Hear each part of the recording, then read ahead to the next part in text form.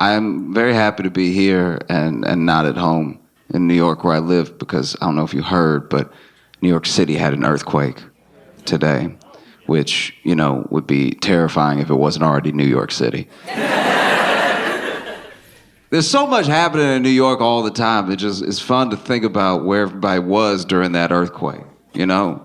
There's a lot of crime in New York. Somebody was getting robbed during that earthquake. Somebody was in the middle of like, give me everything.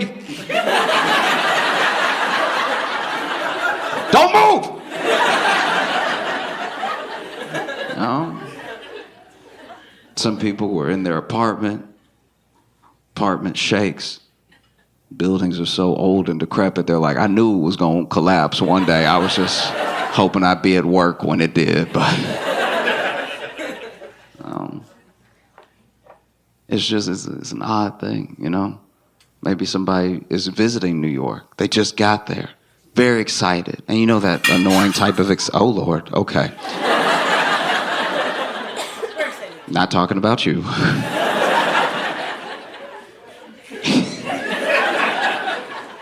It just sounded like so much stuff. Like that, it's clearly more than one plate. Oh, but maybe somebody just got there and they're very excited. They're like, ooh, you know what I'm gonna do? I'm gonna go get some street food. I'm gonna get an authentic New York hot dog. This is gonna be amazing. And then earthquake hits. And then they are covered in hot dog water.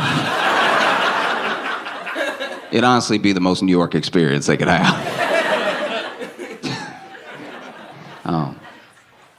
Another thing, I think enough time has passed that I can talk about it without it being awkward. Like, one of the weirdest things to me about 2020 in general was, you know how there's bunker people?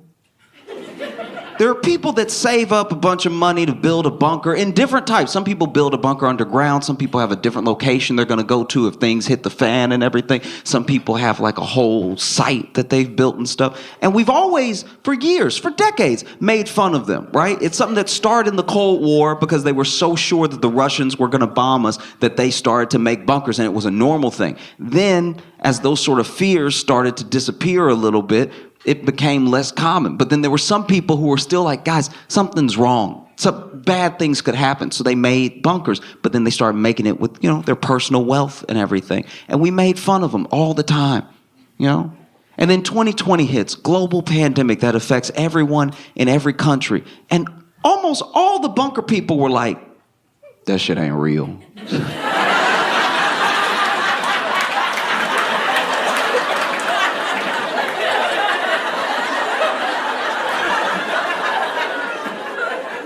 But you built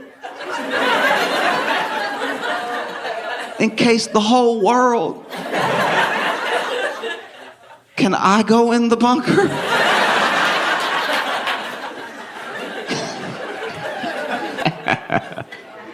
Oh, man. I've been thinking a lot about just the general power of marketing, of ads and everything. And I don't know about y'all, but I always feel like I'm smarter than ads. Like, I always feel like, that's ad. I can see it. That's product placement. You can't fool me. You're not going to get me. That's an ad. And I always feel like I'm better than advertising, like I'm above it all. But I do have a bunch of stuff that I don't use, that I don't really remember why I got it. You know? And I think it's something that we need to pay more attention to, just the power of marketing, how influential it is, you know?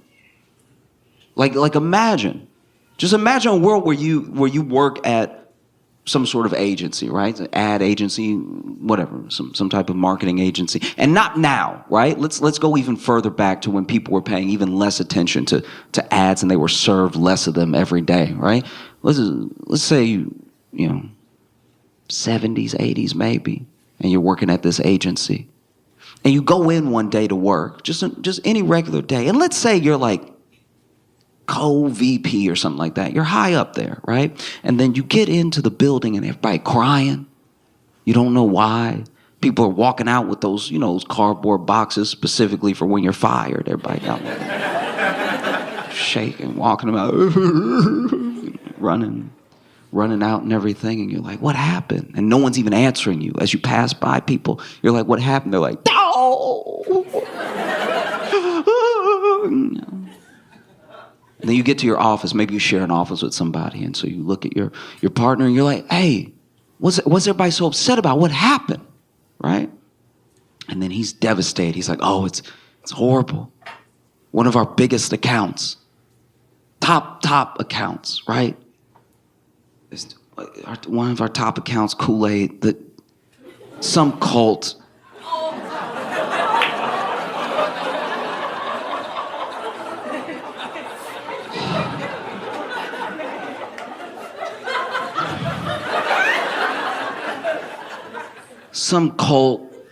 grabbed some Kool-Aid and they put a bunch of cyanide in it. They did like a mass thing.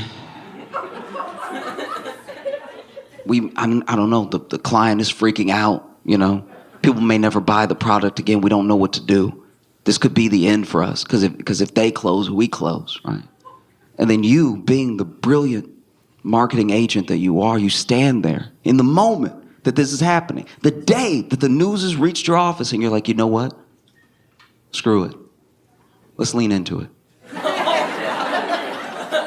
They drank the Kool-Aid. It's just that good.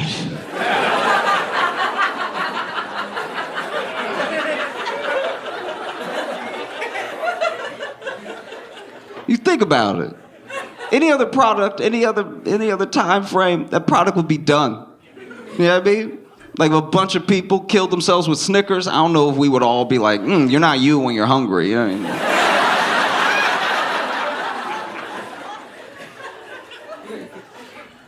That's the power. To this day, even after a tragedy like that, to this day, people be at the barbecue like, pass me some of that red. That's some good stuff, And the thing about it is that on its own, it's not bad, right? On its own, you're just trying to sell something. You're just trying to make a buck. And maybe it's something that people will like. In an ideal world, all the marketing leads the people to what they want anyway, right?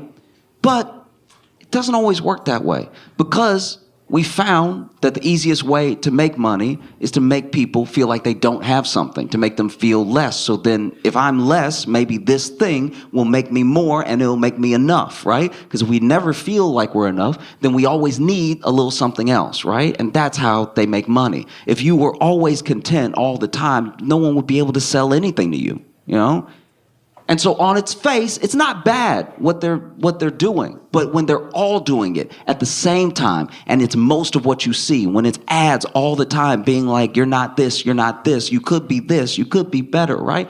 It just starts to make you feel terrible. It starts to make you feel like you don't matter at all. And I hope one takeaway that you have from the show, not just laughing, I hope that you walk away from the show feeling like you matter as a person, right? Because you do. It's very important that you feel like you matter, that you have influence, because you do, right? A world where you think you don't matter terrifies me, because it means that all of the little pieces, all the interactions that you're supposed to be having with other people are going to be missed out on because you think you don't matter, right? Like we all sometimes feel like a little cog, like a little bolt, just in a big piece of machinery, right? Because the bigger picture is bigger than all of us. But you are so important. Even if you feel like you're that little bolt, you're very important. It's not the same without you. I hope you understand that. You're as important as every bolt on the door of a Boeing plane.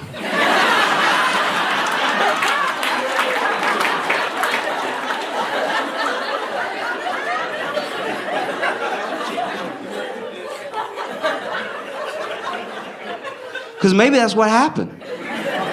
Maybe that's what happened. Maybe at the factory when they were building the plane, they didn't screw the bolt down all the way, so then the little bolt's like, do I even matter? If they don't care, why should I care? Then mid-flight, it's like, I give up. I don't care. And then the door flies open, you're like, oh! What the hell? Because you're the window seat. Oh. And now you got the CEO of Boeing, David Calhoun. It's important to say their names. No, it is. They always just get to move like these faceless people that don't do anything and then get to enjoy them. It's like, no, his name is David Calhoun, and we should all know it and say it and hopefully find him. Just to chat. You know? But no, he's stepping down, and I don't know. I don't like that. He's stepping down now, and I think that should be illegal. You shouldn't be able to go. You should have to stay until it's fixed. Do you know what I mean? Like, that's crazy that you messed it up. And now you're leaving with a severance package, by the way. With a, articles call it a golden parachute. How ironic. You get to leave, but you messed the whole thing up. You know?